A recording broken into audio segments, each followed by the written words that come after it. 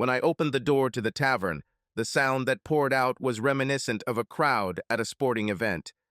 And I'm pretty sure I know what game they're playing there, I thought ironically. As I walked inside, I noticed that the noise had died down, but I ignored the attention and looked around the room until I saw Marge waving at me from the table she had grabbed. Approaching her, the noise gradually returned to its previous level. She stood up when I approached. Not knowing how to greet her, I clumsily extended my hand to shake, but she ignored it and hugged me like women do. This simple gesture filled me with warmth.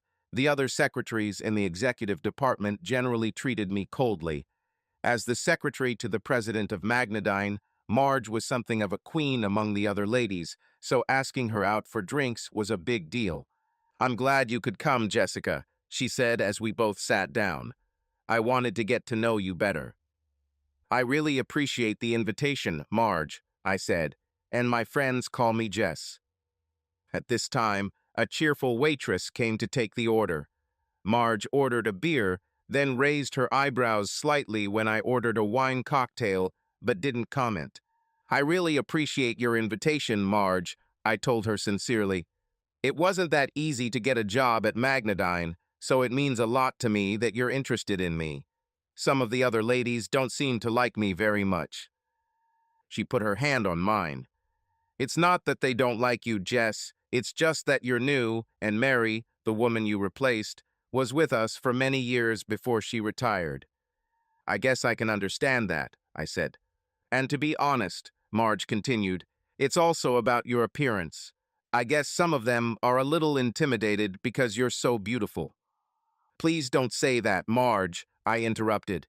"I don't want to appear falsely modest," I hastened to say when she raised her eyebrows again, "but I'm not a real beauty. I could never get a job as a top model." She looked at me skeptically. "I'm not sure about that," she said, "but be that as it may, most of us would kill to have looks like yours, and it inevitably leads to some envy." I shook my head. "They wouldn't be so jealous if they knew how my appearance affected my life. For many reasons, beauty is a curse, not an asset." Now she clearly didn't believe me. "Each of these girls spends a fortune on clothes, hairdressers, and makeup, trying to look like your natural self. We are cursed, not you." I shook my head again. "You may think so, but you are wrong. For example, I walk with my eyes down on the ground, like one of the untouchables in India. I don't dare look up for fear of meeting the man's eyes, because if that happens, he'll probably flirt with me." "Is it that bad?" Marge asked, smiling. "Yes," I said firmly. "When it happens almost all the time, and the men who approach me are so nasty or annoying." "Come on," said Marge. "There must be some good guys among them." "You would be surprised," I told her. "In my experience, the nice guys are either too polite or they think I'm out of their league and don't even try. Mostly only the nasty types make moves. I can't believe a woman who looks like you doesn't attract the attention of handsome men. What about them? In their own way, Marge, they are no better, if not worse. The people I've dated think that they are God's gift to women that I should enjoy just being around them. What's worse is that they'll abandon you in a heartbeat for the next pretty face that appears on the horizon." At this point, the waitress reappeared and placed another wine cocktail in front of me. "I didn't order this," I said, puzzled. "I know," said the waitress. "That guy asked me to bring this," she said, pointing over my shoulder. I should have known better, but I still looked in that direction, only to see a big businessman heading towards me. He grabbed an empty chair from a nearby table and, nodding to Marge, sat down opposite me. "Hi, my name is Al," he said. "You look like you need some company." I sighed. "Sorry, Al," I said politely, "but I already have company. My friend and I just want to have a quiet conversation alone." He didn't even turn his plump face towards Marge. "Ah, that doesn't sound like much fun. Look, let's have a couple of drinks together, and then we'll go somewhere where we can find more entertainment." "No," I said firmly, "I'm not interested." "Come on, baby," he said, grabbing my hand in his sweaty palm. "You'll have more fun with me than with her." I looked at Marge with an "I told you so" expression, then turned to the busybody. "How long have you been here in this country?" I asked him indifferently. He looked at me with bewilderment. "Eh? What? I never moved here. I was born in America." "And yet you still haven't learned the meaning of the word no," I said ironically. Marge laughed loudly, and the guy's face became even redder. He stood up so abruptly that he overturned his chair. Picking it up hastily, he turned and walked away. As we left, we heard him muttering obscenities. I turned to Marge. "Do you believe me now?" "Wow, that was pretty annoying," she said, still giggling at the guy's quick departure. "And this despite the fact that I didn't do anything for it," I continued. "You can imagine what would have happened if I had given at least some positive signals. And it's not just looks. I have to be careful about what I wear too. If I don't want that kind of attention, I have to choose my clothes carefully so I don't accidentally show too much skin." Marge started to answer, but I insisted. "One more thing. I noticed your reaction when I ordered a wine cocktail, but I always have to be careful with how much I drink. I can't afford to relax in social situations and need to be constantly on guard to avoid attracting unwanted attention. It's like I told you, looking like me is like being on probation. One little mistake, and I'm in trouble again." Suddenly, Marge's eyes lit up. "Wait a minute, were you harassed at work too?" I winked at her wryly. "Often," I said. She looked shocked. "Is it really Tom Moffat?" she asked with concern. "Oh, no," I hastened to say. "My boss is a really nice person. He treats me more like a granddaughter than an employee. I never had any problems with him."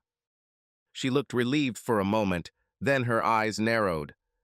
"What about the silver-bearded wonder?" I laughed. As VP of Sales and Marketing, my boss had two subordinates. Scott Benson, the sales director, was a divorced man in his late 30s with a prematurely gray beard and mustache. People in the office said he was a genius. They also said that he was a real ladies' man. I laughed. "He hit on me the first day." Marge grinned. "And every day after that," I continued, and she burst out laughing. "What about Peter?" she asked curiously. Peter Hamill, the marketing director, was Mr. Moffat's other direct report. "He didn't hit on me directly," I admitted, "but he looks at me appraisingly when he thinks I'm not noticing." She nodded. "Well, he'd better not do that. He's married." She then asked, "Is there anyone else?" I nodded. "Except for my boss, almost all of them." This caused another giggle from her. Then she continued, "So do you have someone in your life now?" "No, I'm almost out of the dating game," I told her. "That's pretty hard to believe," Marge asked incredulously. Then her eyes narrowed a little. "Has there ever been a serious man in your life?" The pain in my palms made me realize how tightly I had clenched my fists. "There was one, but it's a pretty painful story. Let's better leave this for another time, okay?" Marge nodded sympathetically, and we moved on to other, less sensitive topics. When we left the tavern and I headed home, I felt like I had won a friend. I hoped so. I don't have many friends. As I drove, I was glad that Marge didn't ask me about the women in the office. Several of them also flirted with me. The point is that men can be curbed even if they are predictable. Women are worse. They pretend to like you and then tear you apart behind your back out of envy or jealousy. They can be incredibly mean, and I have been emotionally scarred on more than one occasion. The following week, while I was working on some correspondence that Mr. Moffat had left me, Peter Hamill came to my desk. He waited until I finished typing the sentence and then asked if I could spare him a few minutes. "I have a big favor to ask," he said. I immediately became wary, wondering if Peter was about to start something. But when he pulled a chair up to my desk and started talking, he surprised me. "Do you know Karen, Scott's secretary?" he asked. "I met her," I replied, "but I can't say that I know her well. She was young and sweet, neighborly, attractive, and as far as I could tell, quite smart." "Why do you ask?" "The thing is, Scott is very angry with her because she was a little late on the report he wanted.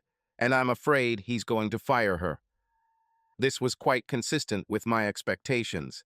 In the short time I worked at Magnedyne, Scott's department probably had more turnover than any other department in the company.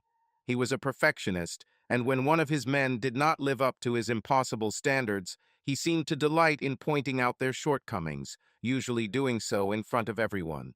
He fired quite a few people, and some either transferred or left. But senior management seemed to turn a blind eye to his inability to manage people, probably because of his sales performance, I assumed. Peter continued, I hope you can do something to help her keep her job.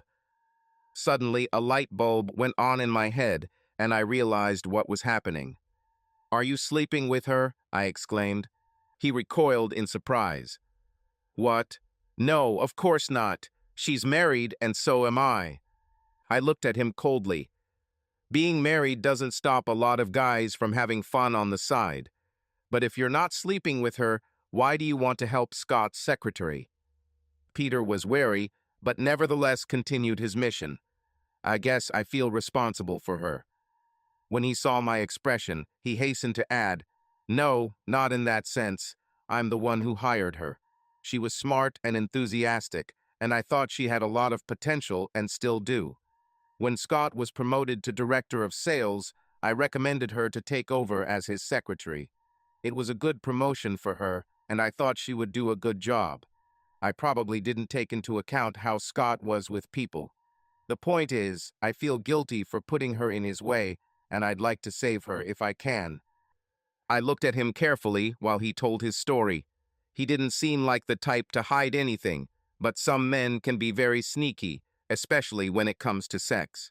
So what exactly do you want me to do? I asked. He looked at me seriously.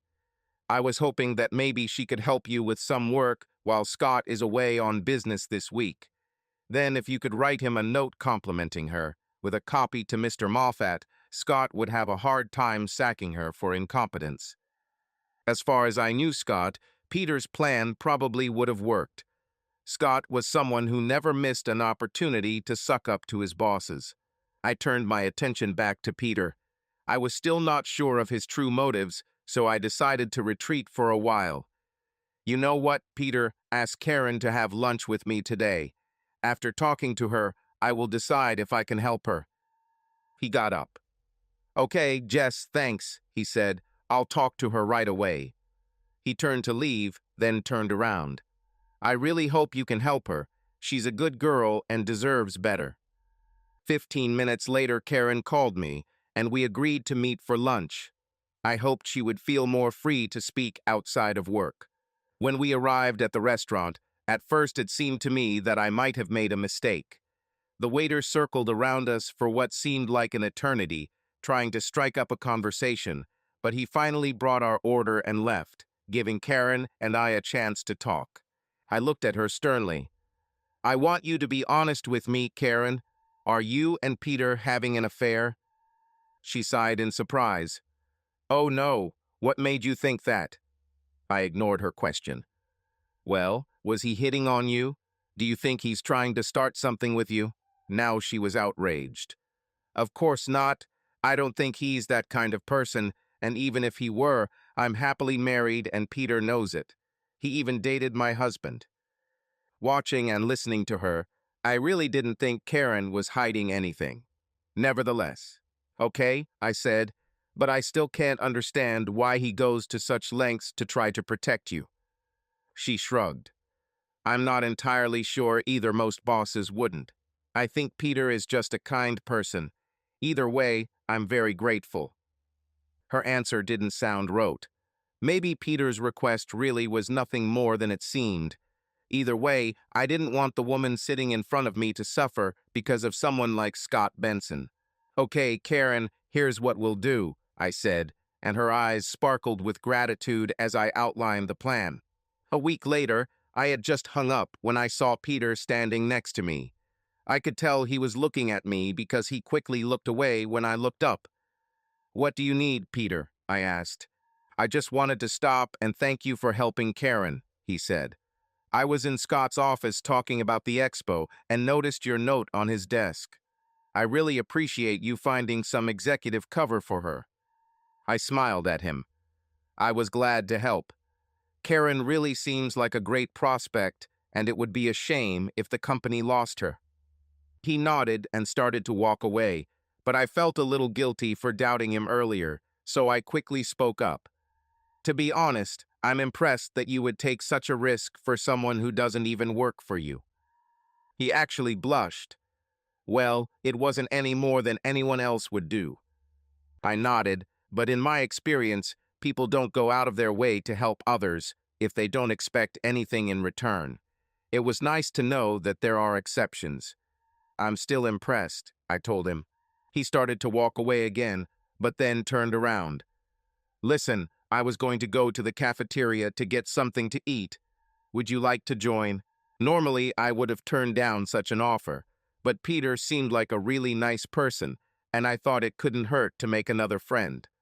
"Of course, it will be great." Over lunch, I learned a lot about Peter Hamill. The first was that he was devoted to his wife, Callie. "She's an interior designer and a damn good one," he told me. He took out his cell phone and started showing me pictures of her and some of the spaces she had decorated. "She even worked for some of our leaders," he said proudly. But before he could continue, we were interrupted by one of his colleagues who needed a solution from Peter on the issue of promotional materials for the expo. While Peter was dealing with this issue, another team member came to our table with another work issue. Soon a small team meeting gathered at our table. Peter turned and made gestures of apology, but I waved my hand and urged him to continue. Then I sat quietly, watching him interact with his team. When they asked him questions, he always took the time to listen to them and then ask questions of his own, often getting answers from them. It was also telling for me to see how his team felt comfortable communicating with him. They respected his opinion, but clearly did not feel intimidated or subservient. When I finally left, I had a much clearer picture of Peter. Very interesting, I thought. It's nice to see someone in a leadership position who doesn't act like a jerk. That evening, Marge came to my table to invite me back to the tavern. I was glad to receive a second invitation and accepted it with pleasure. Once her beer and my wine cocktail were delivered, she leaned on the table and looked at me intently. "I saw you had lunch with Peter today. Is there something going on between you two that I should know about?" "Not at all," I said hastily. "He came up to run some errands just before lunch, so it was only natural that we went to the dining room together. I was glad because it gave me the opportunity to get to know him better." Marge looked at me slyly. "And what did you find out?" When I saw her waiting, I continued. "I found out that he seems like a really good person. He also seems to be a good leader who is respected by the people he works with." Seeing that Marge was expecting more, I continued. "And I learned that he is happily married and loves and admires his wife," I said firmly. Marge tilted her head and asked, "Is that all?" I sighed. "Listen, Marge, I already said that I'm not looking for male company right now. Even if I were looking, I would not become a destroyer of the family," I said decisively. She looked at me carefully and her expression became more sympathetic. "Someone offended you very badly, didn't they? Do you want to talk about it?" I was about to deny it, but suddenly something inside me gave way, and to my surprise, I heard myself begin to pour out the whole ugly story. "I met Mr. Right during my senior year of college. In fact, he probably found me, but be that as it may, I immediately realized that he was the one. We got married shortly after graduation and began our life together as the American dream should be. He was proud of my appearance and loved to go out where he could show me off. I was a little uncomfortable with it at first, but he liked it so much that I was happy to do it. Even when he started asking me to wear more revealing clothes, I was willing to do it for his pleasure." I paused to take a sip of my drink. Before I met him, I was not very active sexually. I guess I didn't want to get the reputation of being an easy girl. Anyway, after we got married, our sex life was really good, at least for me. But my husband was not satisfied. A couple of years later, he proposed the idea of role-playing games.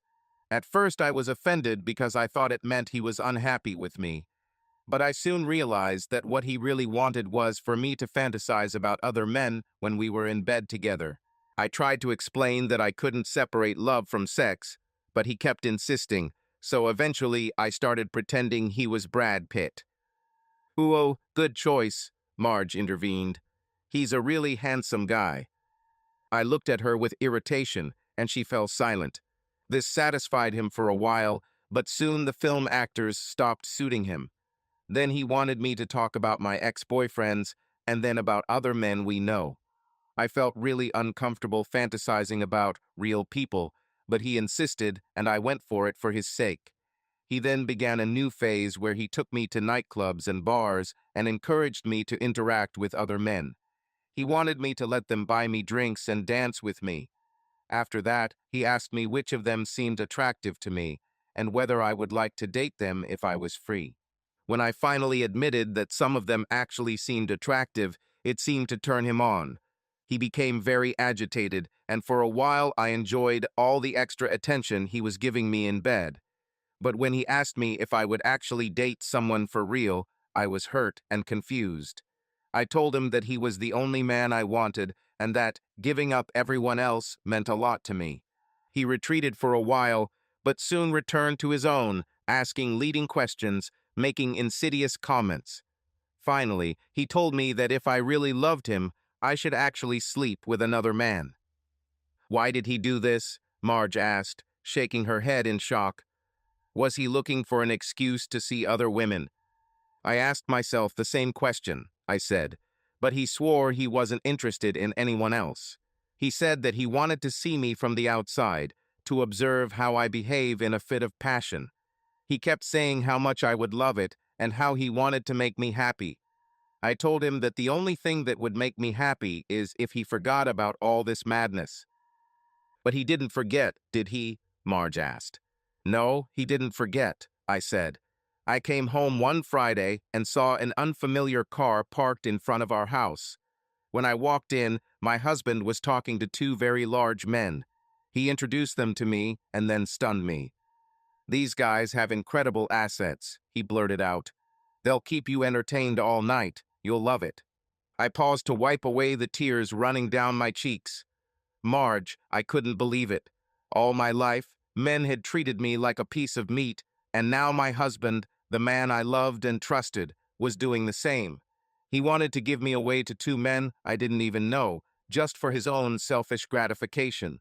He didn't care about my feelings, my desires. He wanted to use my body for his pleasure, like everyone else. It felt like betrayal to the highest degree. Anyway, I made an excuse, snuck out of the house, went straight to my parents, and never came back.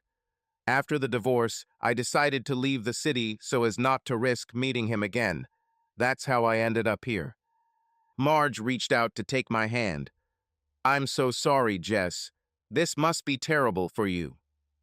"You know what's the worst thing about this?" I continued. While he was telling me what these men were going to do to me that evening, I looked around the room and noticed boxes filled with lighting equipment and video cameras. This asshole was going to film the whole thing. I probably would have ended up on some website if I had done what he wanted. Marge's face turned pale. "This is simply incredible." I was crying now and couldn't stop. "The most annoying thing is that I always think about what I did wrong. What did I do to make him see me like this? What could I have done differently to save our marriage? I feel like such a failure." She squeezed my hand gently. "Jess, you can't blame yourself. There was nothing you did to cause it, and there was nothing you could have done to prevent it. It was your ex's problem, not yours." "Maybe," I said, "but I still feel it. Anyway, now you understand why I'm not very interested in men now." As I sat there wiping my face, out of the corner of my eye, I noticed a man approaching our table with two drinks in his hands. But when he saw the tears running down my cheeks, he turned around and walked back to the bar. Marge must have seen it too, because she grinned. "Well, at least one good thing that comes out of this is that it looks like you found an effective way to repel unwanted advances." I smiled through my tears. As we left the tavern, Marge held me up until we got to my car. She then hugged me tightly and said, "Hang in there, Jess. Everything will be all right." I hoped she was right. The next couple of weeks at work were crazy as we got closer to the expo. This was a critical event for Magnedyne. The company was launching its new line of components at the exhibition and was counting on large orders. A successful exhibition would set the tone for the whole year. Failure could have serious consequences. Adding to the turmoil, word spread around the office that my boss, Mr. Moffat, was about to announce his retirement. I doubted it. I have not heard or seen anything from him that would indicate this. The second part of the rumor was that either Peter or Scott would be chosen to succeed Mr. G. Moffat as vice president. This really caused a stir, dividing the office into three camps. There were those who supported Scott, hoping to benefit from his promotion. The second group, of course, consisted of those who were loyal to Peter and believed that he should be chosen. The third was the anyone but Scott group, those who were horrified by Scott's arrogance and feared that life would become unbearable if he took over the company. The result was chaos, with a lot of irritated people, exacerbated by tight deadlines. In all this confusion, Mr. Moffat called me into his office early one afternoon with an urgent request. Scott had given him some information about expo pricing for his reference, and now Mr. Moffat wanted Scott to see his comments. But when I called Scott's cell phone, I found out that he was working from home. He invited me to bring the materials to his home. I didn't like being a messenger, and it was suspicious that Scott wanted me to come to his house. But Mr. Moffat needed a quick answer, so I pulled out of the parking lot and entered the address of Scott's house into the GPS. Scott's house was on a cul-de-sac in the kind of neighborhood I would expect for an ambitious executive. I parked in front of the house and carried the package of documents to the front door. But when I rang the doorbell, no one answered. This surprised me, and I tried to look through the windows to see if anyone was home. Then I checked around the house, but still didn't see anyone. I took out my cell phone to call him, but before I could make the call, I thought I heard voices from behind the house. I hesitated, but eventually walked around to the back of the house. It quickly became clear that the voices were coming from the screened-in porch at the back of the house. As I approached, my steps slowed down because I heard something strange in these sounds. Carefully looking around the corner, I recoiled in surprise and embarrassment. The sounds I heard were Scott having sex with some woman. I stood there, paralyzed by uncertainty. In this situation, I was unlikely to make my presence known, but I still needed to deliver materials for Scott to review. Then, while I was hesitating, I heard a woman moaning, and I have to admit that maybe curiosity got the better of me. It had been so long since I had sex that the sights and sounds of this unexpected encounter completely overcame my common sense. I realized that I was still holding my cell phone in my hand, and without really knowing what I was doing, I picked it up and started taking video of the scene that was unfolding in front of me. Sometimes she would lean in to kiss him, and I thought to myself, she's really into Scott. Honestly, it made me a little jealous. Why couldn't I have someone I was crazy about? Scott had been mostly quiet up until this point, but suddenly he started talking to the brunette, goading her with his words. "Do you like it, baby? Does it feel good?" "No, Scott," she moaned. "You're so good. Better than your husband. Am I better than Peter?" he teased. I felt a chill, but told myself it might just be a coincidence. "Oh, God, Scott," the woman responded enthusiastically. "He doesn't even come close. He never made me feel the way you do. Aren't you ashamed to have sex with me while he's working at Magnedyne?" Scott urged, and I felt bad at heart. "I like it," she breathed. "It makes me feel so slutty knowing he doesn't even know." She was making so much noise that I was afraid Scott's neighbors would hear her and see me peeping, so I hurried back to the front of the house. I quickly hid the papers inside Scott's screen door and then ran to my car. When I left, I was so shocked that my hands were shaking. "Oh God, what should I do now?" I asked myself. I can't tell Peter. He would be horrified to find out that Callie was cheating on him, and with Scott, of all people. But I have to tell him I can't hide this from him. When I returned to the office, I hurried to my desk and tried to keep myself busy with work. But all I could think about was Scott and Peter's wife having an affair with each other, mocking poor Peter. The memory of that made me feel sick. He's a good guy and handsome too. Why is she cheating on him? I continued to ask myself. Finally, as the day came to an end, I couldn't take it anymore. I picked up the phone and made the call I really didn't want to make. Peter, this is Jess. Will you be in the office for a while longer? Oh yeah, I'll probably be working late every day until the expo, he replied cheerfully. Come in whenever it's convenient for you, he said happily. I cringed. I knew that he would not be so cheerful after our conversation. Walking into Peter's office was like going into surgery. You know you have to go, but every cell in your body is screaming at you to run in the opposite direction. When I arrived, Peter greeted me with a cheerful wave, but when he saw my expression, he sat up in his chair, a look of concern crossing his face. What happened, Jess? What happened? I sat down heavily in one of the chairs at his desk. I have bad news, Peter. I don't want to be the one to pass them on, but I just have no choice. It's okay, he said. You can tell me. I couldn't look him in the eye. Mr. Moffat asked me to take some documents to Scott's house this afternoon. When I arrived, no one answered the doorbell, so I walked around the house and heard a noise. When I looked out onto his screened-in porch, this is what I saw. With that, I turned on the video I had taken on my phone and handed it to Peter. When he saw Scott crouched next to the woman lying on the lounge chair, he let out a bitter laugh. So this is what Scott calls working from home, he said disdainfully. I can't say I'm surprised. He was about to give me the phone back, but I pushed it back towards him. Look further, I said in a quiet, painful voice. I knew he recognized his wife because Peter's face looked like he'd been stabbed with a knife. I couldn't help myself. I started crying. It's terrible to see how a person's illusions are destroyed before his eyes. His face showed shock, pain, and anger all at once. As he sat there in agony, I quickly reached over to try to take my phone out of his hands because I didn't want him to hear what came next. But he didn't let go of the phone. There's something else, isn't there? He asked in a tense voice.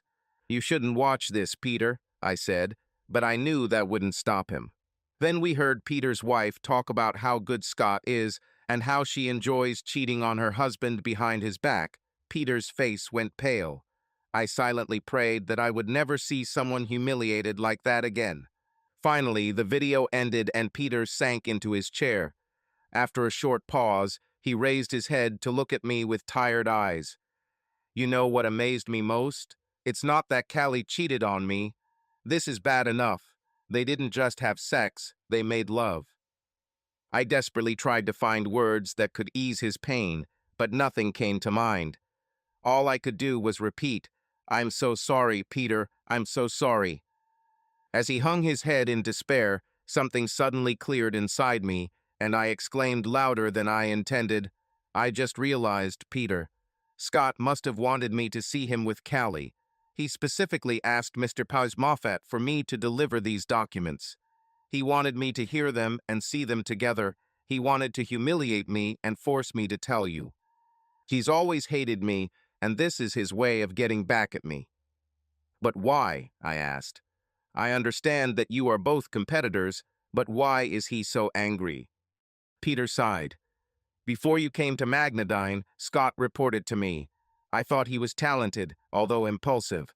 I even saved his job one day when he became overprotective over an expense report he filed. Audit asked a routine question about this, and Scott lost his temper. He wrote a defiant note to the head of audit that essentially said, "How dare you ask me go to hell?" Scott sent a copy to me, and I was able to stop it before delivery to the VP of audit. Then I calmed Scott down, got him to delete the note, and the whole thing disappeared as far as I knew. Some time later, a sales director position became available, and I recommended Scott for the position. I shook my head in disbelief. Wait a minute, are you saying Scott hates you because you recommended him for a promotion? I would have thought that he would be forever grateful to you. Peter shook his head. In your world and mine, it would be so. But in Scott's world, no one is considered smarter than him, and the idea that he owes something to someone is alien to him. You could say he never forgave me for putting him in debt to me. Now it was my turn to shake my head. But I still don't understand why he risked revealing his connection. Wouldn't that get him in trouble at Magnadine? Peter's voice was cold and bitter. Not really. The company will see this as a private matter between Callie and Scott. They won't want to interfere. No, I think the reason Scott wanted me to find out was to provoke me into doing something stupid that would get me fired. Even if I don't do anything, he's probably hoping that I'll be so humiliated here in the office that my job will suffer while I'm busy with a messy divorce. He looked at me carefully, and I think he decided to use you as an intermediary as revenge for you resisting his advances. My cheeks turned red, first from embarrassment and then from anger. But while I resented Scott taking advantage of me, I was more bothered by Peter. The tone of his voice made me uneasy. "What are you going to do now?" I asked. He clenched his fists tightly for a moment, then relaxed. "For now, I'm not going to do anything other than focus on preparing for the expo. I definitely can't afford to lose my job now. But as soon as this is over, rest assured, I will divorce Callie and find a way to pay Scott back. Peter, I have experienced betrayal in my life, so I can understand some of what you are feeling right now. If there is anything I can do to help, please let me know. But whatever you decide, don't do anything that will end up hurting you," I said. "Thank you, Jess," he said quietly. "I appreciate it, and I appreciate the courage you had to show to bring this to me. The only thing I ask now is that you don't tell anyone else what you found out, and I'm just going to drown my pain in work. This is the only thing I know how to help myself cope with the pain." He looked at me with a grin. "It will also give me a reason to stay away from Callie." I glanced at him as I turned to leave and felt as if my heart was breaking. It was terrible to see how a good, decent man suddenly found himself under the rubble of his life. There were only a few working days left until the start of the expo, and tensions seemed to only increase with each passing day. Some of this tension, of course, was simply a reaction to the timing associated with such a large undertaking. But this time, there was also animosity between the marketing and sales departments that seemed to infect almost everyone on both teams. Fueling the fire were rumors about Mr. Moffat. Not only were discussions around the water cooler suggesting that his retirement was in the offing, but now the story was spreading that Scott Benson would be his successor. As a result, the people on Scott's team became even more sycophantic, trying to gain Scott's favor, while the people working with Peter were upset and worried about the prospect of corporate life under Scott's leadership. I became something of an unofficial member of Peter's group and regularly offered to help them where I could. The first few times I sat down at the dinner table with them, I received some questioning looks, but with Peter's clear approval, they accepted me. As a result, they were not shy about sharing their opinions with me about what was happening. The fervor of their treatment of Scott was almost shocking. "If he gets the VP job, it will be a disaster for the company," was a common theme. "Why would senior management even consider promoting such a terrible boss?" was another question. It was alarming to hear qualified, capable people considering leaving the company if Scott were promoted to vice president. On the other hand, their respect for Peter was as high as their opinion of Scott was low. Several times when Peter was not around, one of his employees volunteered to tell a story about how Peter helped solve a problem. He had the ability to offer constructive suggestions that would motivate a person to come back and do a better job. It seemed obvious to me what the company had to do, but I knew that managers often focus solely on short-term profits and do not see what will be best in the long term. If the tension in his group was high, then it was obvious that Peter was on edge. The combination of the deadline, competition with Scott, and revelations about Callie was almost unbearable. I was afraid that something was going to break. So concerned about his condition, 2 days before the start of the expo, I went into Peter's office. Although it was already well after working hours, I was sure that I would find him there, and I was not mistaken. He was surrounded by a small group of his key staff, intently studying something on his computer screen. I didn't want to interrupt him, so I stopped at the door to watch him carefully. I knew he was tired from the long hours he spent here, but the lines and dark shadows on his face betrayed an additional burden that only I knew about. It bothered me, but I couldn't think of anything I could do to help. Suddenly, he raised his head and noticed me. "Hey, Jess," he said, "come on in and look at this," pointing to his monitor.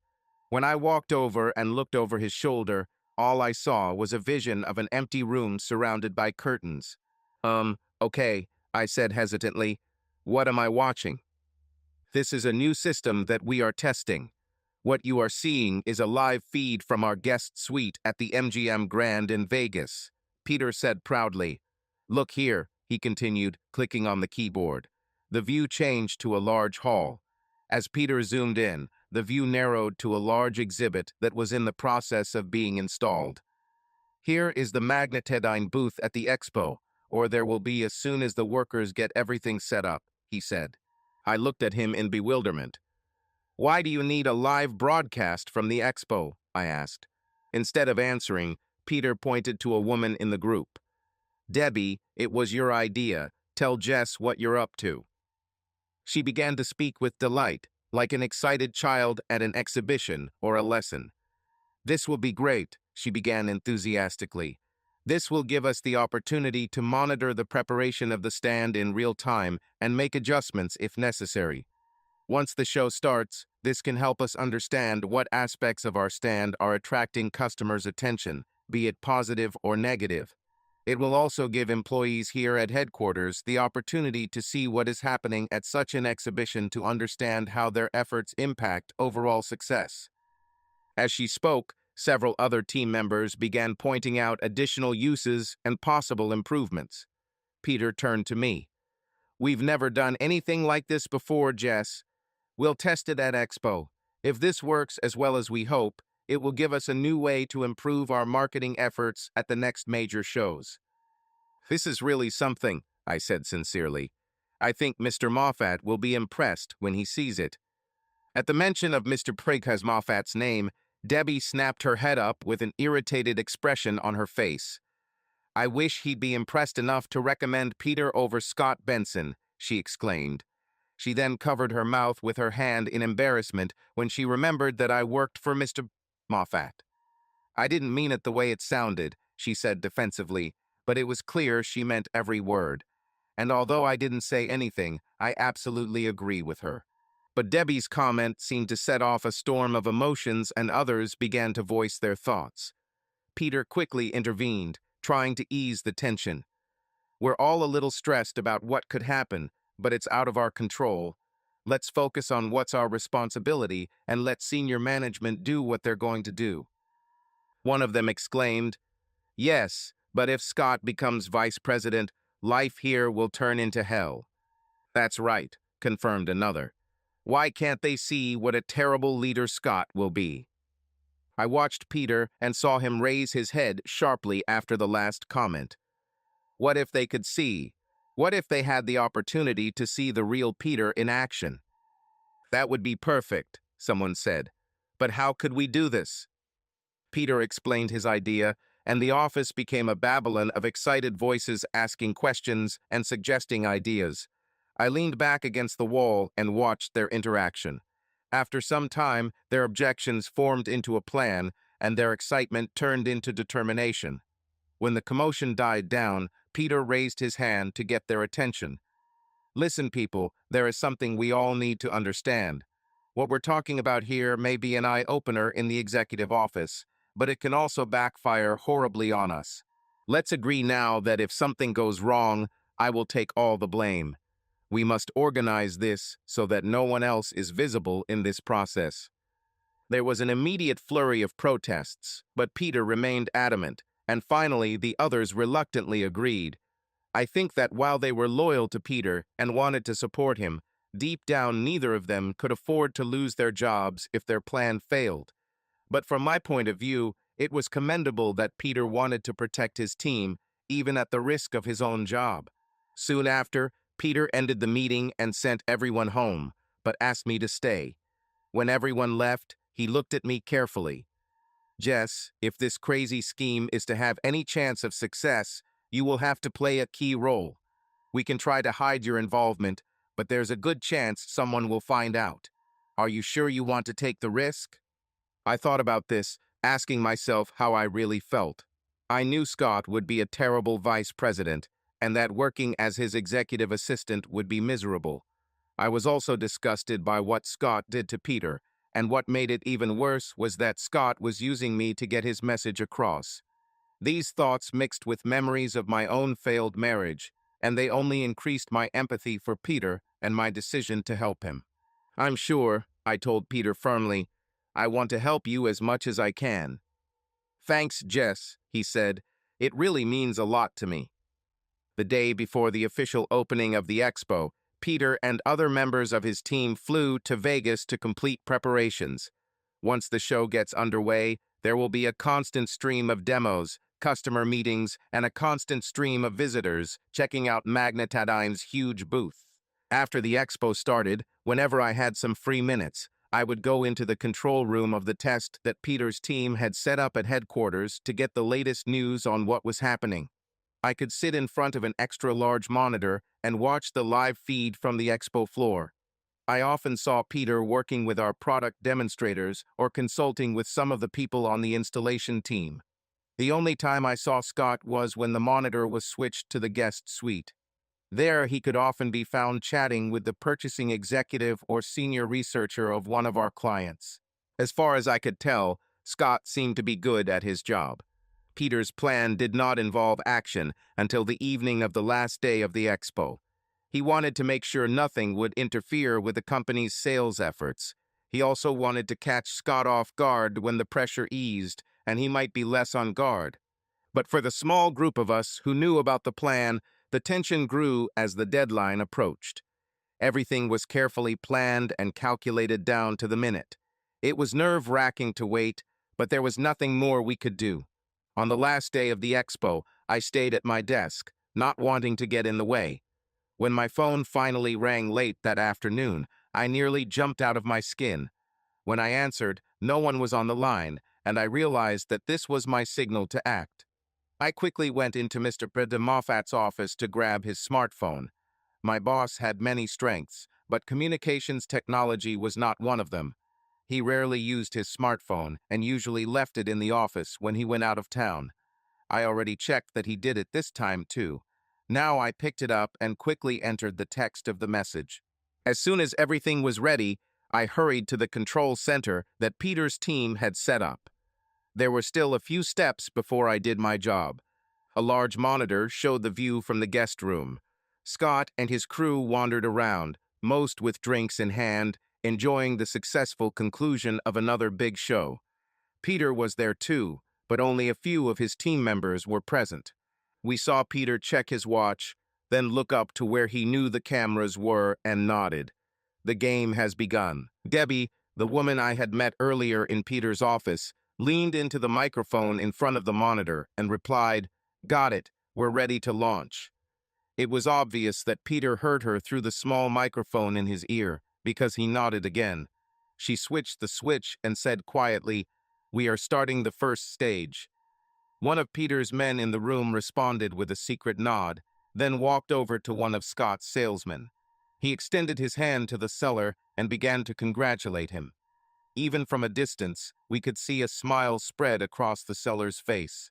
Debbie switched the speaker to a different setting and repeated the same instructions. We watched as one of Peter's product demonstrators walked up to another one of Scott's team and started talking to him. The man's face showed surprise, and although we heard nothing, it was obvious that he was asking for confirmation. Several other members of Peter's team repeated the process, and we could see excitement starting to build within Scott's team. Debbie looked over her shoulder at me, her face tense. "The word is starting to spread," she said. "Get ready." As I watched the screen closely, Peter quietly adjusted something under his jacket, and suddenly we heard the rustling of fabric as he approached his opponent. "Well, Scott," he said, holding out his hand, "looks like you've won. Congratulations." "What are you talking about, Peter?" Scott snorted incredulously, not wanting to accept the outstretched hand. I just heard that Mr. Moffat announced his resignation at the executive committee meeting today. I also heard that the committee selected you as his successor, Peter said. On the screen, we saw Scott looking at Peter warily. I didn't hear anything like that. What game are you playing, Hamill? At this time, one of his men approached Scott and began patting him on the back. Well done, boss. We just heard the news. What news? What are you talking about? The seller was adamant. It's all over the show, Scott. You're going to be the new VP of Sales and Marketing. As Scout looked at him uncertainly, another of his men came over to congratulate him. Debbie zoomed in on Scott's face on the screen, and we could clearly see the ecstasy fighting the hesitation. Scott made a small gesture with his hand. Debbie turned to me. "This is your signal," she said. I picked up Mr. Moffat's smartphone and pressed send on the text message I had prepared. I noticed that my hands were a little damp. It was easy to tell when the text went through because Scott flinched as if he had been electrocuted.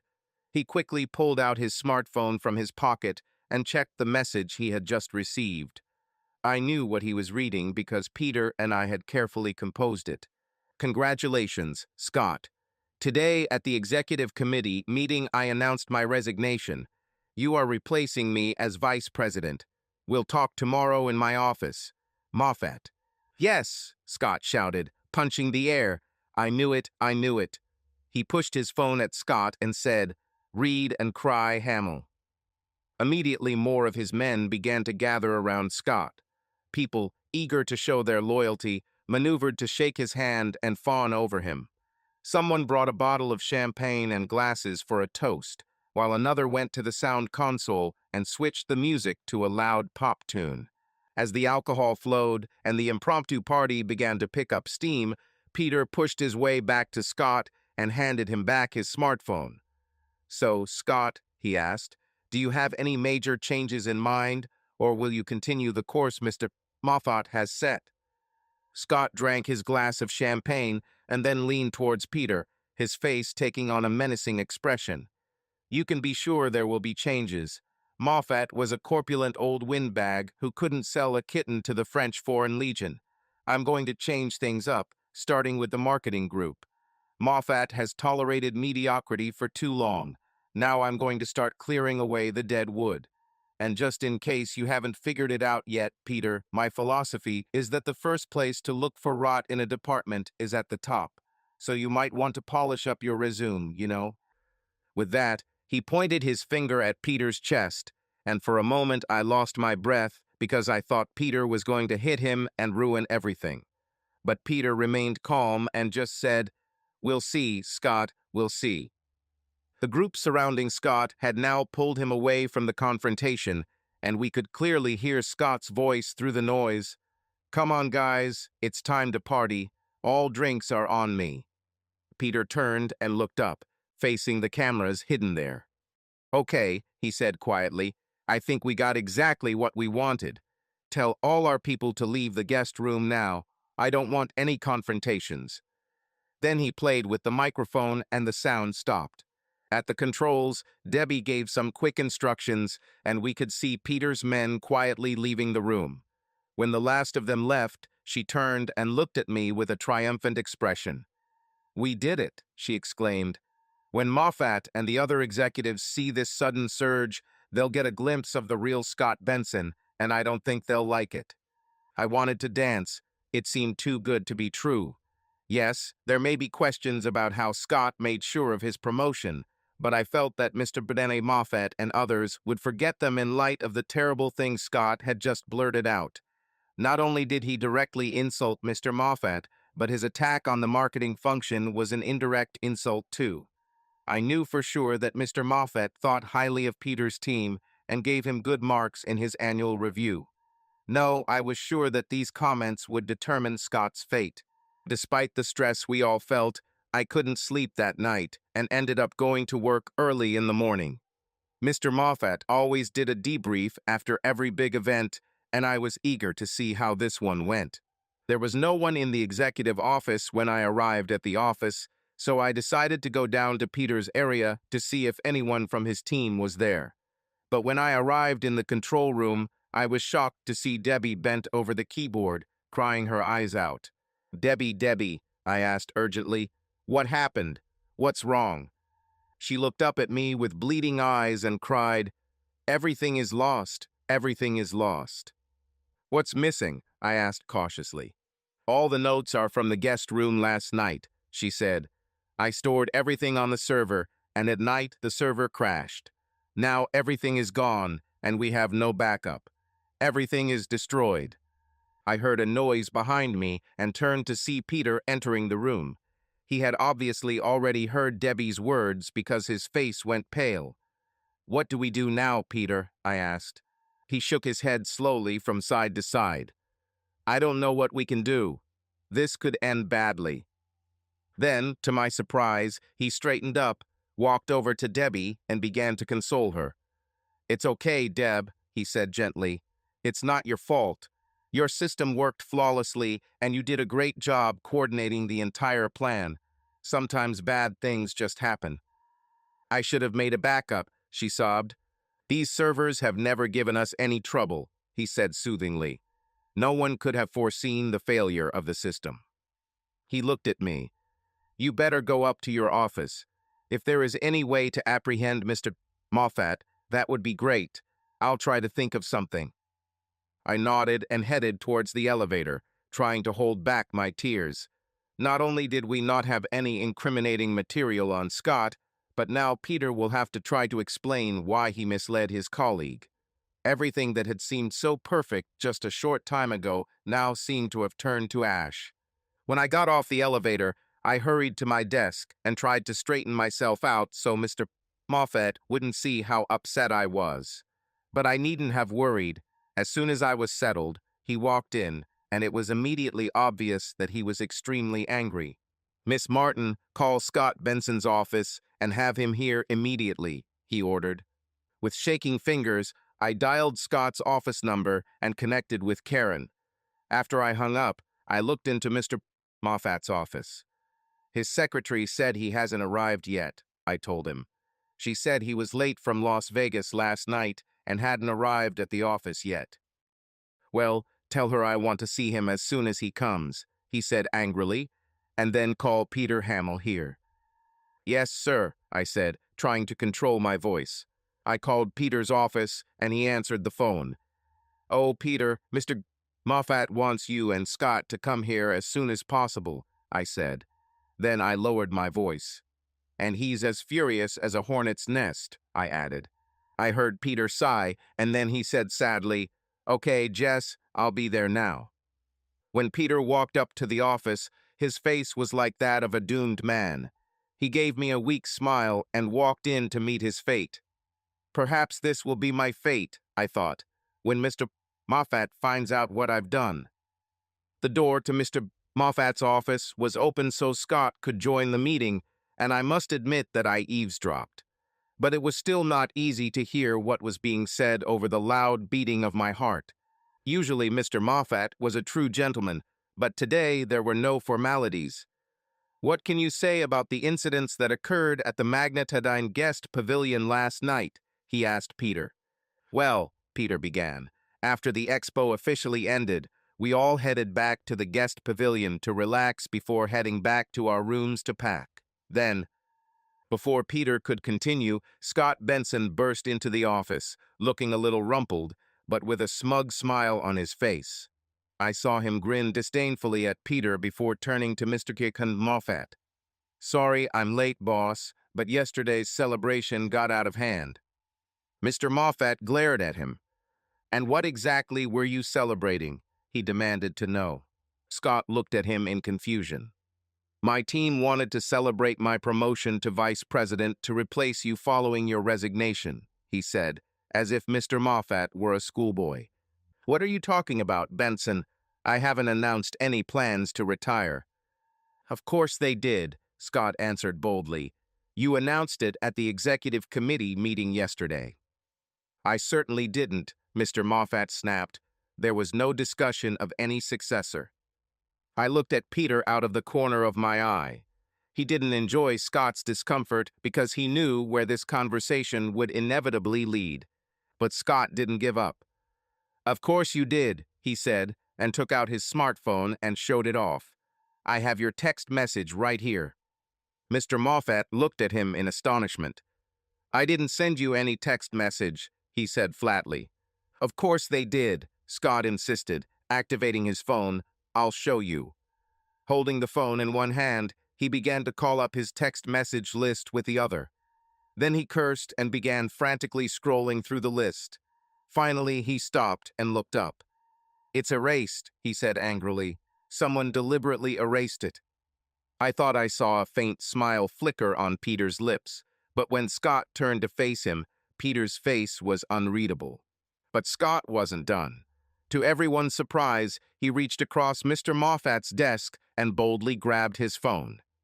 "Not even password protected," he muttered, scrolling through Mr. Moffat's text message function. Nothing was registered. "Where are all your texts?" Scott demanded loudly. I worked with Mr. Moffat long enough to know that he was becoming increasingly angry. "I don't text. If I want to contact someone, I call." Scott looked around accusingly. "Someone sent me a text message about my progress, and now they've erased the evidence on my phone and yours." He stared at Peter, then turned his head in my direction. I quickly hid behind the door. "Young man," Mr. Moffat said loudly, "it's not important. We're holding this meeting because I want to know what happened in the guest pavilion last night. Could you explain?" "There's really nothing to explain," Scott responded quickly. "After being fooled into thinking I had been promoted, my team and I celebrated a little, that's all. This wouldn't have happened if we hadn't been the victim of a cruel joke." "I understand," said Mr. Moffat with some menace in his voice. Then he looked up. "Miss Martin, could you help me, please?" When I approached him, he pointed to his computer. "Can you set up this damn device so we can look at some of the photos they emailed me?" I quickly went to the keyboard and expanded the window to full screen. "Everything is ready," she assured him. "Great," he said. "Now please check my email for an email from Lucas Masterson." When I did, he looked at Scott and Peter. "Do you know the name Lucas Masterson?" Scott quickly replied, "Of course. Lucas Masterson is the president of Masterson Industries, our largest client." "Excellent, Scott," said Mr. Moffat with disdain. "And you would agree that we should always impress Mr. Masterson with our professionalism and competence." "Of course," Scott said, looking puzzled. Mr. Moffat's tone was now low and menacing. "Late last night, Lucas called me because he is an old friend of mine. He wanted to know if this expo was typical of the behavior we condone at Magnedyne. When I expressed my confusion, he sent me an email with some photos that he took when he was looking for someone from Magnedyne to answer his question. Miss Martin, could you show these photos to us?" Hesitantly, I clicked to start the slideshow. The first image showed a group of people from our company's sales department gathered near the bar in the guest pavilion. People seemed to be serving themselves with alcohol. The next slide showed Scott standing on a small stage set up next to the bar. He drank straight from the bottle and led people around under the stage. I noticed that behind the stage there was a banner with the Magnedyne name and logo. The company's logo is said to have been personally designed by Mr. Moffat. It was an upraised hand with the index finger forming the number 1 sign. I knew Mr. Moffat wouldn't be happy to see it in the photograph. But the next photo was worse. Now there were 2 young women on stage with Scott, and he hugged them both. I looked at each other with Peter and asked with my lips, "Who are they?" He shrugged in ignorance. The next photo shows Scott dancing with 2 women on stage. Judging by their appearance, all 3 were quite drunk. This impression was reinforced by the fact that the 2 women appeared to be performing a striptease to Scott's delight. There was a collective gasp in the room as the next photo appeared on the screen. One of the girls lost all her clothes. "Turn it off," Mr. Moffat shouted, and I quickly turned off the monitor to hide the offending image. "Mr. Benson, not only did you disgrace yourself last night, But you also brought disgrace to Magnadine Industries, he said loudly. Scott's face turned red, and he shouted angrily, "Wait a minute, I'm the victim here. None of this would have happened if I hadn't been tricked into believing I got a promotion." "Thank God you weren't promoted," roared Mr. Moffat. Then he calmed down a little. "I don't care why you did what you did. The fact remains that your behavior was completely unacceptable and completely unacceptable. Even if the head of our best client had not caught you in the act of debauchery, you still set a terrible example for your employees." He turned sharply to me. "Martin, call HR and security here. Have them escort Mr. Benson back to his office and tell him he has 15 minutes to retrieve his personal items. Effective immediately, Mr. Benson's employment with Magnadine is terminated for cause." "Yes, sir." I barely managed to squeeze out and hurried to make calls. Behind me, I heard Scott shout, "It's all your fault, Hamill. You set me up." But before he could do or say anything else, one of the security officers walked up and began to escort Scott out. As they waited for the elevator, Peter walked out of Mr. Benis Moffat's office and approached Scott. I was in the hallway just in time to hear Peter whisper to Scott, "You slept with my wife, now you're reaping the benefits."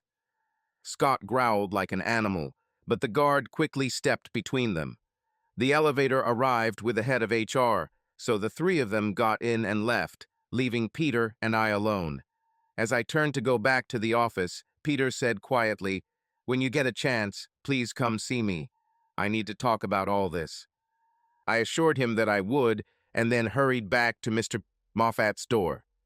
"Is there anything I can do to help you, Mr. Moffat?" I asked.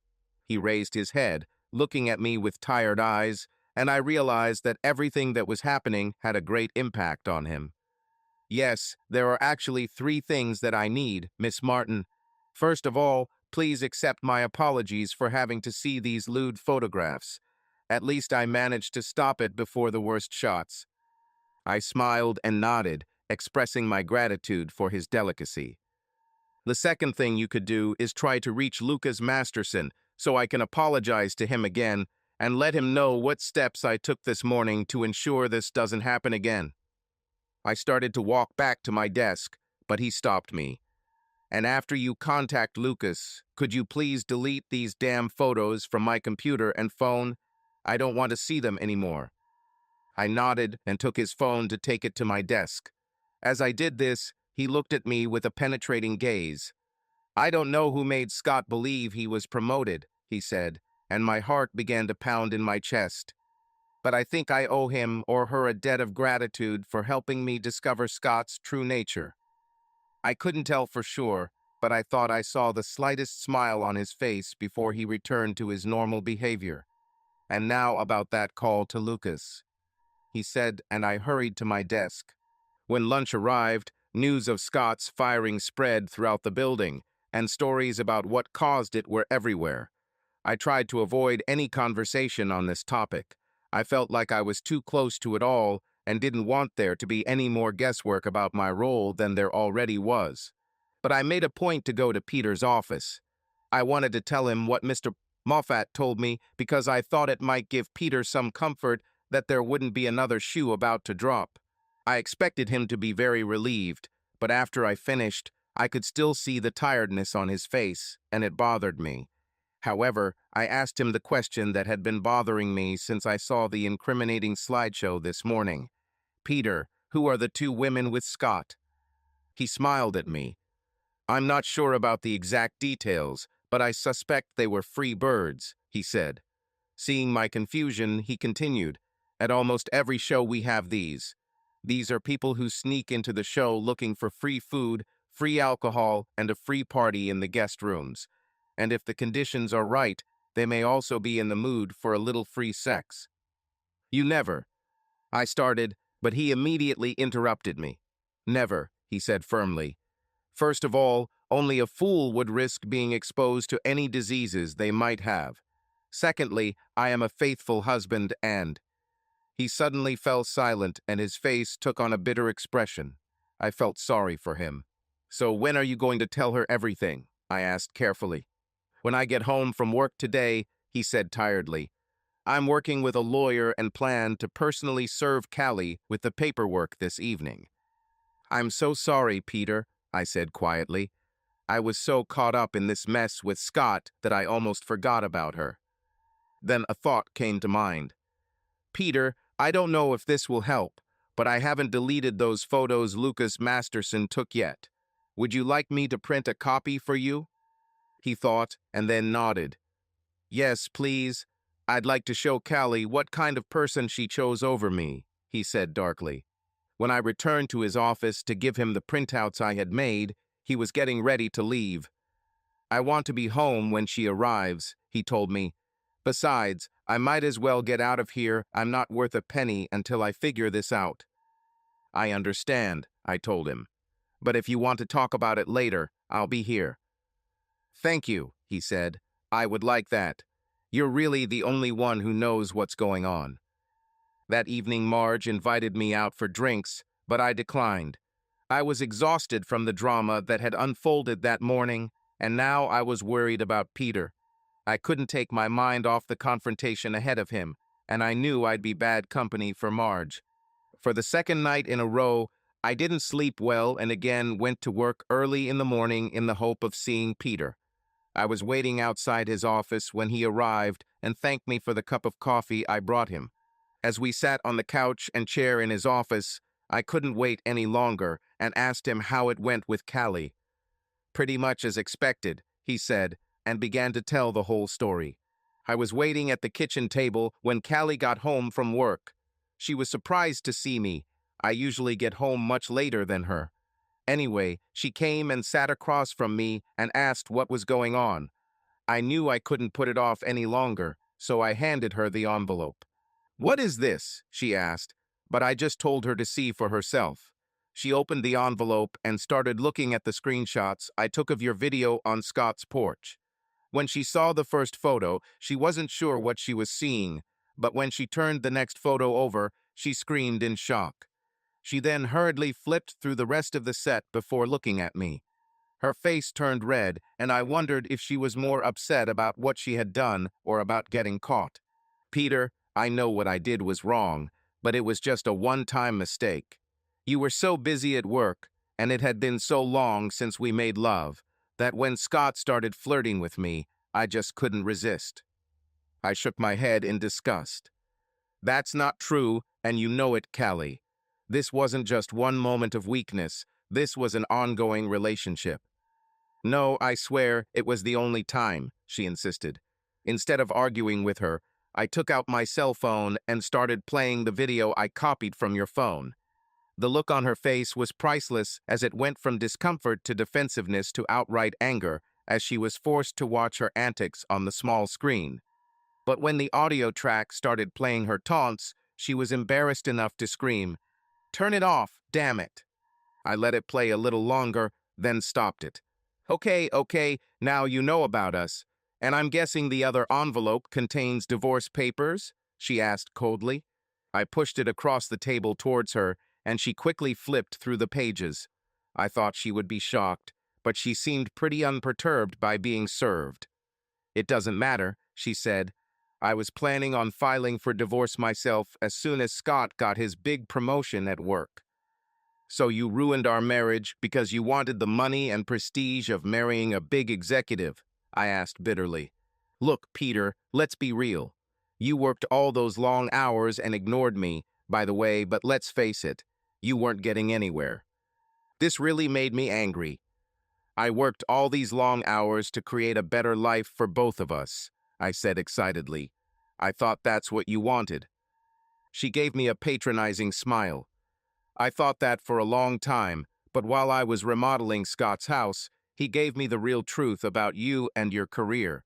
You're just marking your time at Magnedyne while he's about to take a big leap. In that video, it seemed to me that you were more interested in sex with him than in his career path, I said angrily.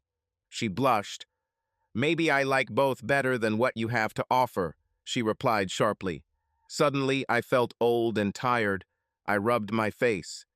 So are you and Scott planning on getting married as soon as our divorce is finalized and he gets that big promotion, I asked.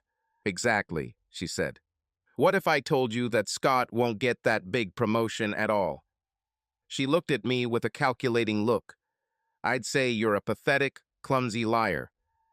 What if I told you that Scott was fired for inappropriate behavior from Magnadine this morning? I asked.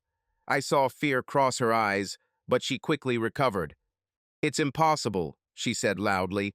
He does a great job and his sales team sets records. It's impossible for them to do without him. I think I have a sadistic streak because I enjoyed it. I took another envelope from my jacket pocket. What is this? She demanded. Just some scandalous pictures of your boyfriend at the Vegas Expo this week, I said. You'd better study them carefully, because I can assure you that Mr. Moffat was very interested when he saw them this morning. I opened the envelope and showed her the first photo. She relaxed a little. No one is going to complain about a sales director having a little fun after a successful trade show, she said. She didn't comment on the second photo either, but I noticed that she was becoming increasingly worried. When I turned the next photo over, she sighed. Who are those two girls with Scott? She asked with jealousy. No idea, I said. I've never seen them before. But Scott seems very familiar with them, I added and turned the next photo over.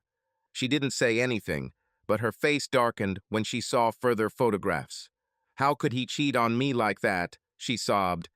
How could he humiliate me in front of all these people? The irony of her reaction left me speechless. After some time, she raised her head and looked at me through reddened eyes. This is true? She asked. Really? I asked sharply. Scott told me you slept with your boss's secretary. Is this what started it all? I asked in amazement. Did you start a relationship with Scott to get back at me? I saw her. She's so beautiful that I thought you wouldn't be able to resist her.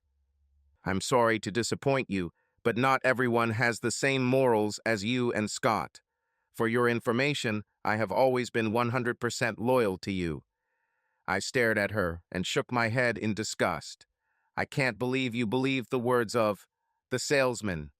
Her head dropped, and she began to cry bitterly.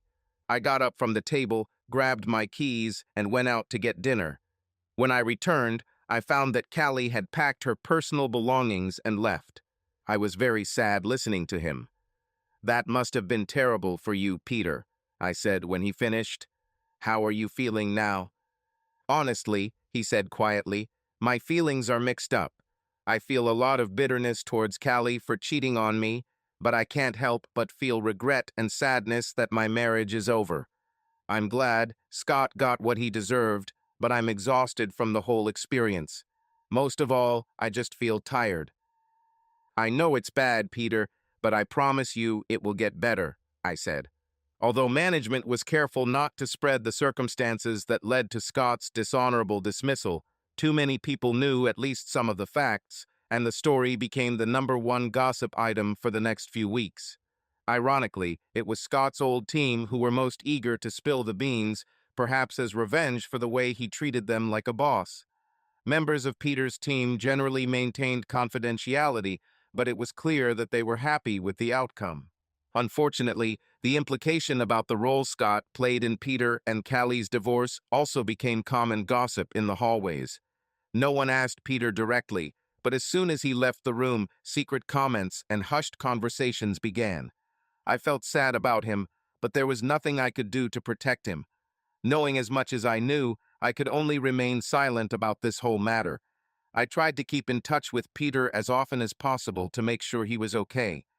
I looked for excuses to stop by his office during the day or have lunch at the same table as his team. Sometimes Marge would come over and take me to her favorite pub after work.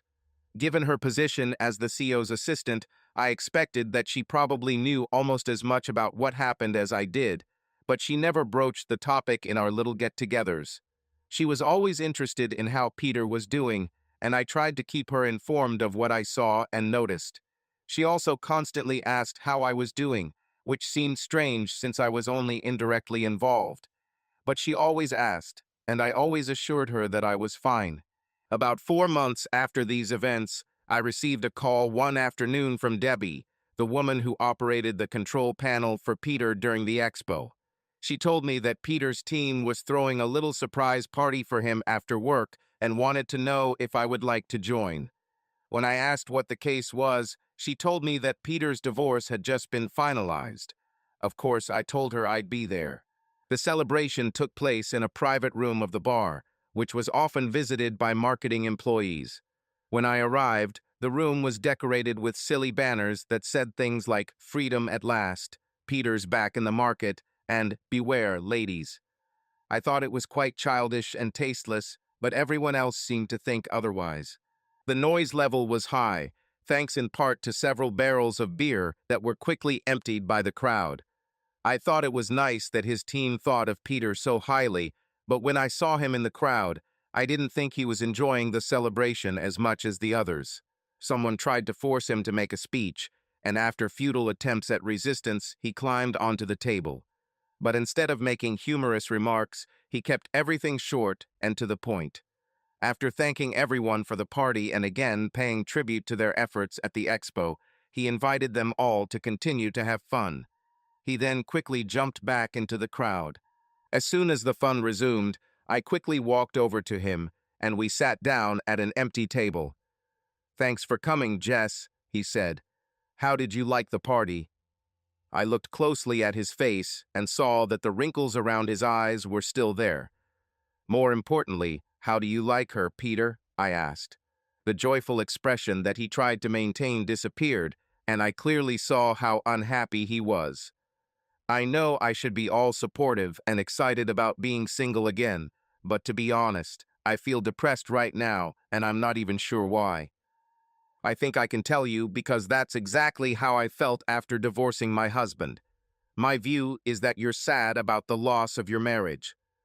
But it doesn't make sense, Jess. I don't want to be married to Callie anymore after what she did and how she treated me. I can never trust her again, he said firmly. Of course not, I said soothingly. But you're grieving over something else. Perhaps you always imagined being in a committed relationship. Perhaps at some point you wanted to have a family. Callie ruined all of that. No wonder you're feeling depressed. You've lost the picture of what your life could have been. He looked at me carefully for a moment and then nodded slowly. There's a lot of truth in that, Jess. He looked at me again. Thank you for being such a good friend. At this moment, several of his colleagues came over and pulled his arm. It won't do. Too much seriousness, too much sobriety. Come on, Peter. With that, they dragged him away, but as he left, he smiled and waved at me. I soon left and headed home.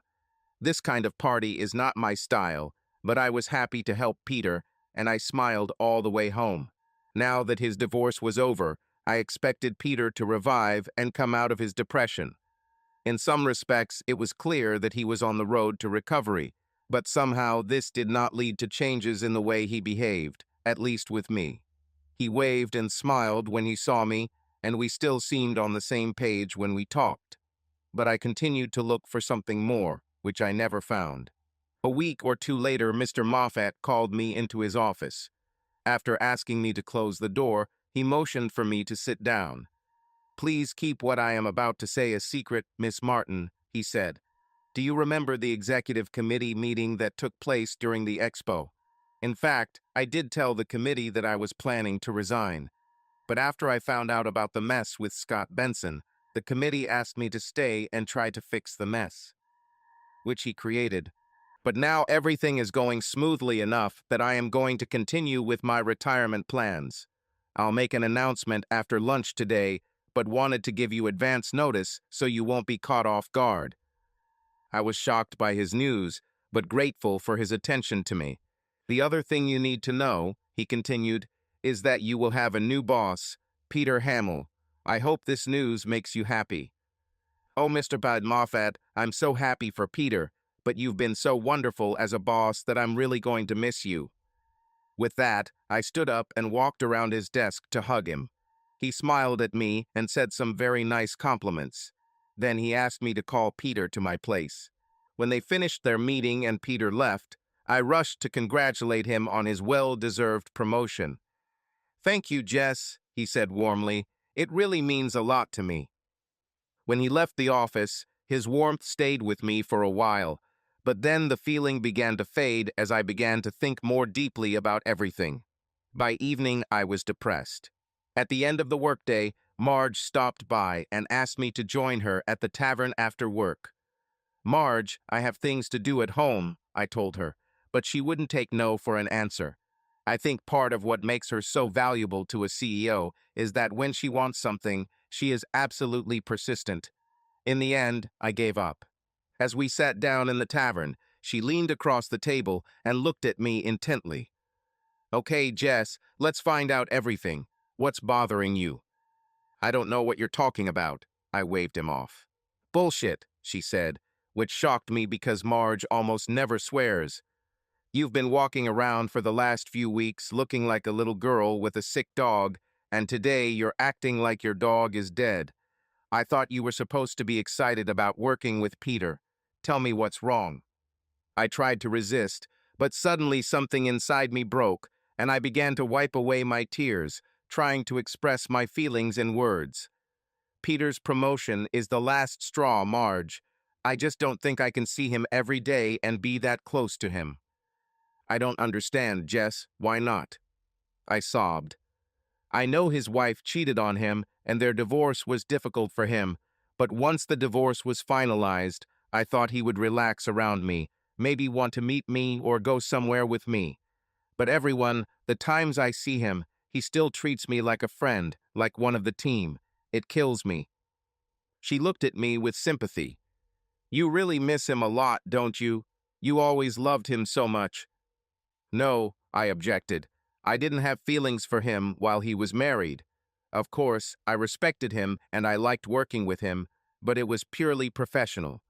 I would never allow myself to have feelings for a married man." "For someone who wasn't interested that way, you sure managed to spend a lot of time with him," she noted dryly. "But I had to," I said. "He was a key part of Mr. Moffat's team." "Ha, sure," Marge said sarcastically. "But after you saw his wife with Scott, your attitude towards him began to change." "How did you know that?" I exclaimed. Marge just grinned at me. Then her face became serious again. "So you thought you and Peter were in a relationship, and you were hoping it would develop into something more, right?" "Probably," I admitted quietly. She was silent for a minute, and then said, "You know, you really are like a blonde." "Wait a minute, Marge," I said angrily. "You may be my friend, but you have no right to talk to me like that." She folded her arms and leaned across the table. "I stand by what I said. You're acting like a blonde. Now shut up and listen to me for a minute. I think half the people at Magnadine know about your big crush on Peter Hamill. But what have you ever done to show him how you feel?" "I've done a lot," I objected, offended. "I visited him at every opportunity. I tried to have lunch with his team when he was in the cafeteria. I—" "Isn't that what you did when he was married?" Marge interrupted. "Well, yes," I admitted, "but not that often," I added weakly. "So how was he supposed to know your feelings had changed if your actions didn't show it?" she asked. Before I could answer, she asked a question. "Have you ever even touched him?" "No," I sighed. "I would never do that. I mean touch him on the arm or shoulder, something to create a physical connection." "I'm sure so," I answered evasively, but in fact I couldn't remember a single time when this happened. "You're afraid to touch men for fear. They'll take it the wrong way, aren't you?" "Maybe a little," I admitted. She continued to look at me. Suddenly she asked rhetorically, "You know what's the problem with you, Jess? The problem is that you're too pretty." I opened my mouth to answer, but Marge interrupted me. "All your life you could rely on your beauty. You never had to worry about finding men. They always came out of the ground for you. I bet your first husband found you, not the other way around." I looked down at the table. "Well, maybe. The first time we met, he approached me at a party in college." "Exactly," said Marge. "You're used to being passive, waiting for a guy to make the first move. If he doesn't pass the test, you brush him off and then sit back and wait for the next one to come along." But And that's not all. The fact is that you use your beauty as a shield to keep men at a distance, even the ones you might actually like. But, and the reason you do this is not because you are arrogant or selfish, but because you are afraid. You are afraid to take risks, afraid to expose yourself because you might make the wrong choice. So you hide behind your beauty, hoping that Mr. Right will eventually find you and break through your protective walls. I was speechless. But Marge wasn't finished. And I'll bet that the reason you're afraid is because the one man you chose, the one you thought was Mr. Penner's right, turned out to be the biggest mistake of your life. Ever since then, you've been afraid to step out of your comfort zone and take risks again. So, even though part of you desperately wants to try and build a relationship with Peter, another part of you is telling you to stay away and wait. You're just hanging around aimlessly, hoping he'll overcome your barriers and start courting you. I couldn't look up at her. She came across the table to me, hugged me, and kissed me on the cheek.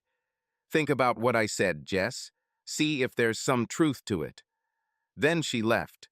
That night I tossed and turned in bed, thinking about Marge's words. Some of them were painful and not entirely true, but I had to admit that she was right about many things. Finally, sometime in the early morning hours, I made a decision. Even then, I only slept restlessly. As soon as I got to work, I made a phone call and then went to implement my plan. I didn't know if I was doing the right thing, but at least I wasn't passive. Shortly after I returned to my desk, Peter came over to meet Mr. Moffat again. They discussed marketing plans for a long time, but finally the session ended. As he was leaving, Peter stopped by my desk and said, "I'm really looking forward to working more closely with you, Jess." I took a deep breath and stood up. "Peter, I met with HR this morning and agreed on a transfer. I'll start working in a different department in 2 weeks." He stepped back as if I had slapped him in the face. "But why, Jess? Did I offend you in some way?" From the corner of my eye, I noticed Mr. Moffat standing in the doorway of his office, looking worried. I focused on Peter. "No, Peter, you didn't do anything. It's me. Over the past few months, I've developed strong feelings for you. But the company strictly prohibits relationships between employees and their bosses, and since I intend to give them a go, I can't work for you." Over Peter's shoulder, I noticed Marge peeking around the corner, but I continued to stare at Peter, holding my breath as I waited for his response. He looked at me in surprise. "But you never said or did anything," he said. I looked at Marge. "I know," I said, "but I'm talking now." Peter didn't say anything and time seemed to slow down. Then, standing in front of me with his heart pounding in his chest, he suddenly stepped forward and grabbed me by the shoulders. "Given the circumstances, I think we can do without the usual 2 weeks' notice," he said and kissed me with such passion and promise that I could barely hear the applause coming from Marge and Mr. Moffat. Subscribe to our channel so that your second chaff doesn't cheat on you, and go ahead and listen to the next story, because this story is nothing compared to the next one. If you're under 18, don't even think about listening to the next one. Listening to the next one. Listening to the next one. Listening to the next one. Listening to the next one. Listening to the next one. Listening to the next one. Listening to the next one. Listening to the next one. Listening to the next one.